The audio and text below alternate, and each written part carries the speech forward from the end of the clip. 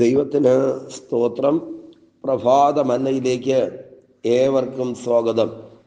ഇന്ന് പകലും ദൈവത്തിൽ നിന്ന് പുതിയ മന്ന പ്രാപിക്കേണ്ടതിന് സകലരെയും ദൈവം സഹായിക്കട്ടെ. 13-ാം സങ്കീർത്തനം 6-ാം വാക്യം വായിക്കുന്നു.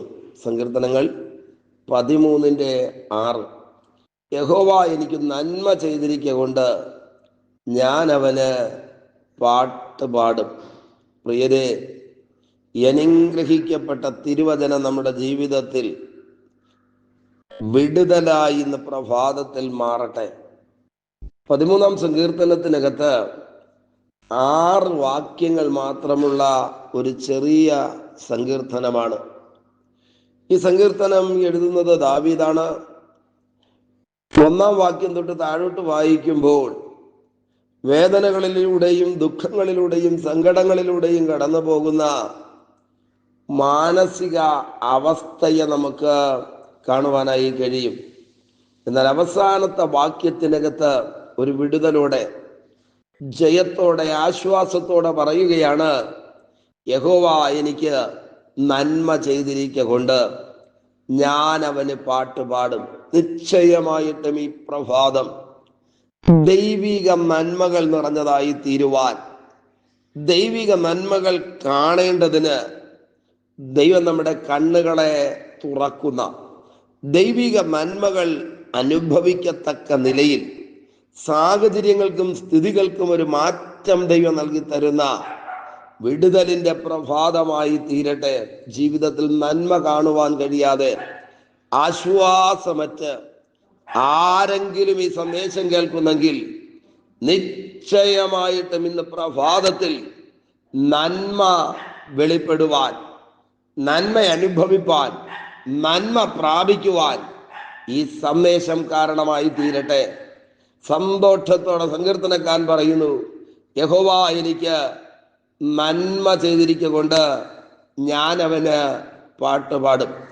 അക്ഷരാർത്ഥത്തിൽ സങ്കീർത്തനക്കാരൻ അനുഭവിച്ച ദുഃഖങ്ങളും വേദനകളും കടന്നുപോയ അവസ്ഥകളുമെല്ലാം 1 മുതൽ 5 വരെയുള്ള വാക്യങ്ങൾക്കകത്ത് രേഖപ്പെടുത്തിയിരിക്കുകയാണ്.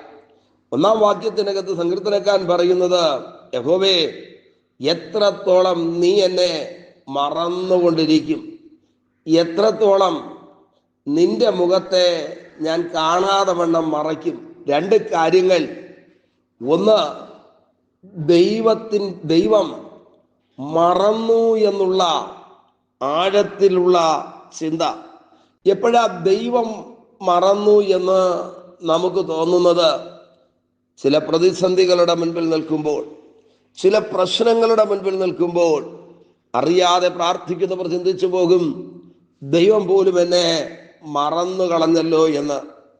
വിചാരിക്കുന്ന സമയത്ത് മറുപടികൾ ലഭിക്കാതെ വരുമ്പോൾ, പ്രതികൂലങ്ങൾ വലുതായി തീരുമ്പോൾ, അക്ഷരാർത്ഥത്തിൽ പ്രിയരെ, അതേ മാനസികാനുഭവത്തിലൂടെയാണ് സങ്കീർത്തനക്കാരൻ കടന്നു പോകുന്നത്. ആ 1-ാം വാക്യത്തിനകത്ത് എഴുതിയിരിക്കുന്ന 2-ാമത്തെ കാര്യം, എത്രത്തോളം നിന്റെ മുഖം ഞാൻ കാണാതെ വണ്ണം മറയ്ക്കും.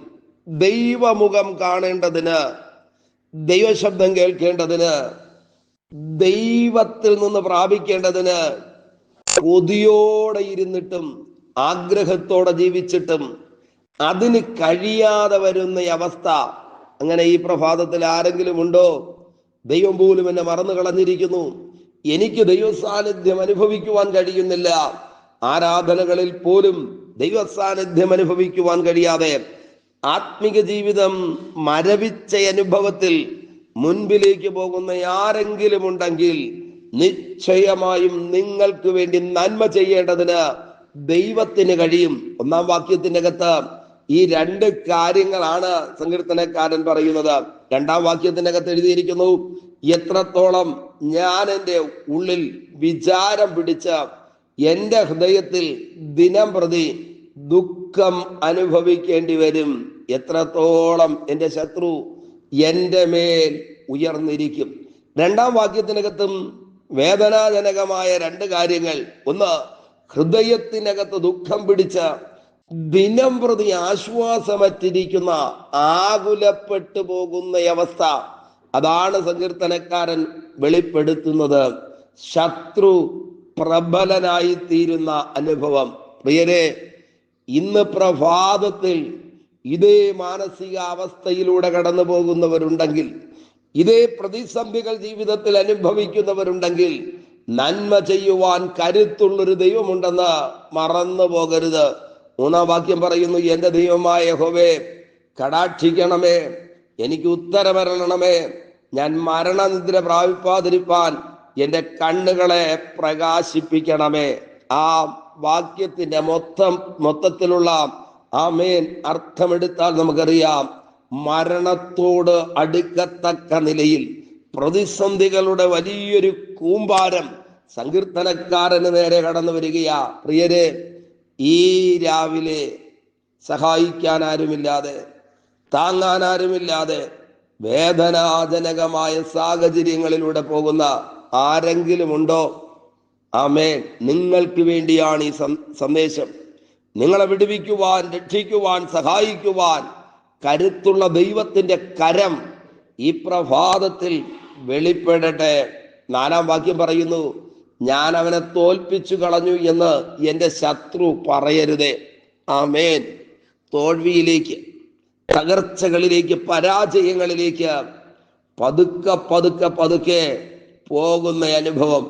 ഞാൻ ഭ്രമിച്ചു പോകുന്നതിനാൽ എൻ്റെ വൈരികൾ ഉല്ലസിക്കുകയും വരുതേ. ശത്രു പ്രബലനായി മാറുന്ന അനുഭവങ്ങൾ ഇന്ന് പ്രഭാതത്തിൽ ഞാൻ ഈ പറഞ്ഞ അവസ്ഥകളിലൂടെ കടന്നു പോകുന്ന ആരെങ്കിലും ഉണ്ടെങ്കിൽ തിരുവചനം എഴുതിയിരിക്കുന്നത് ദൈവം തന്റെ വലിയ പ്രവൃത്തിയെ, ദൈവം തന്റെ വലിയ ഇടപെടലുകളെ വെളിപ്പെടുത്തുവാൻ മതിയായവനെന്ന്. ആമേൻ. 5-ാം വാക്യത്തിനകത്ത് എഴുതിയിരിക്കുന്നു, ഞാനോ നിന്റെ കരുണയിൽ ആശ്രയിക്കുന്നു, എന്റെ ഹൃദയം നിന്റെ രക്ഷയിൽ ആനന്ദിക്കുന്നു.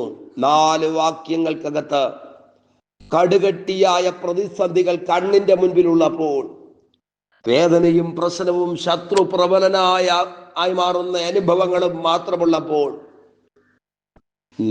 5-ാം വാക്യത്തിനകത്തേക്ക് വരുമ്പോൾ, കോഴി തള്ളക്കോഴിയുടെ ചിറകിന്റെ മറവിലേക്ക് അഭയം പ്രാപിക്കുവാൻ കൊതിക്കുന്നത് പോലെ സങ്കീർത്തനക്കാരൻ പറയുകയാ, ഇത്രയും എൻ്റെ ഭയങ്ങളാണെങ്കിൽ, ഇത്രയും പ്രതിസന്ധികൾ എൻ്റെ മുൻപിലുണ്ടെങ്കിലും ഞാൻ നിന്റെ കരുണയിൽ ആശ്രയിക്കുന്നു. പ്രിയരെ, ഇന്ന് പകൽ ദൈവത്തിന്റെ കരുണയ്ക്ക് വേണ്ടി ഏൽപ്പിച്ചു കൊടുക്കാമോ? ഒരു വലിയ ദൈവിക ഇടപെടൽ ഉണ്ടാകണമെന്ന് ആത്മാർത്ഥമായി ആഗ്രഹിക്കാമോ? ആമേ.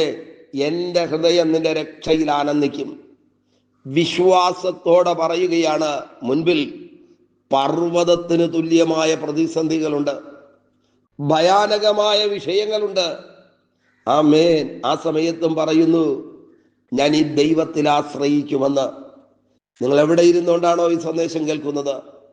ലോകത്തിന്റെ ഏത് രാജ്യത്തിലാണെങ്കിലും മുൻപും പിൻപും അടച്ച് മുന്നേറാൻ പറ്റാത്ത നിലയിൽ പ്രതിസന്ധികൾ മാത്രമെന്ന് നിങ്ങൾ ചിന്തിക്കുന്നെങ്കിൽ, ആകുലതയുടെ നടുവിൽ വചനം കേൾക്കുന്നെങ്കിൽ, 5-ാം വാക്യത്തിനകത്ത് സങ്കീർത്തനക്കാരൻ പറയുന്നു, ഞാനോ നിന്റെ കരുണയിൽ ആശ്രയിക്കുന്നു. ആമേൻ. ഇന്ന് പ്രഭാതത്തിൽ ദൈവത്തിന്റെ കരുണ നമുക്ക് വേണ്ടി വെളിപ്പെടട്ടെ.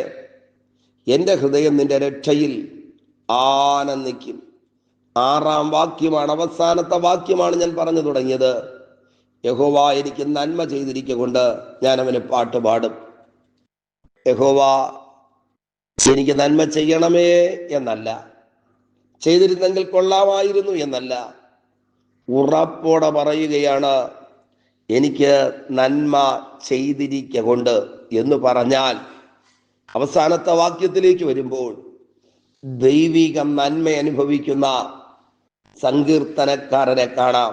പ്രിയരെ, ഈ രാവിലെ ചില വിഷയങ്ങൾക്കകത്ത് ദൈവത്തിൻ്റെ നന്മ വെളിപ്പെടുന്ന നല്ല പ്രഭാതമായി തീരട്ടെ. ദൈവകരങ്ങളിലേക്ക് ഏൽപ്പിക്കാമോ? ദൈവത്തിൽ ആശ്രയിക്കാമോ? ഇന്ന് പകൽ മുൻപിൽ നിൽക്കുന്ന പ്രതിസന്ധികൾ യേശുവിൻ നാമത്തിൽ മാറിപ്പോകുന്ന അനുഗ്രഹിക്കപ്പെട്ട പകലായി തീരും. ദൈവത്തിന്റെ നന്മ അനുഭവിക്കുവാൻ, ദൈവിക വിടുതലുകളെ കാണുവാൻ സകലരെയും കർത്താവ് സഹായിക്കും. ഒരുമിച്ച് ദൈവത്തോട് പ്രാർത്ഥിക്കാമോ? പരിശുദ്ധ ദൈവമേ, സ്വർഗസ്ഥ പിതാവേ, ഈ സന്ദേശം കേട്ടുകൊണ്ട് പ്രാർത്ഥിക്കുന്ന മുഴുവൻ പേരെയും തൃക്കരങ്ങളിലേക്ക് ഏൽപ്പിക്കുന്നു. ഇന്ന് പകൽ ദൈവത്തിന്റെ നന്മ പ്രാപിക്കുവാൻ, ദൈവം എനിക്ക് നന്മ ചെയ്തു എന്ന് നാവെടുത്ത് പറയത്തക്ക നിലയിൽ വിഷയങ്ങൾക്കകത്ത് ദൈവിക ഇടപെടലുകൾ ഉണ്ടാകട്ടെ. സർവശക്തൻ സഹായിക്കും, പൊന്നുകരങ്ങളിൽ വഹിക്കും, നന്മകളെ കൊടുക്കും, ഓരോരുത്തരെയും അനുഗ്രഹിക്കും. അധികാരമുള്ള യേശുവിന്റെ നാമത്തിൽ പിതാവേ, ആമേൻ.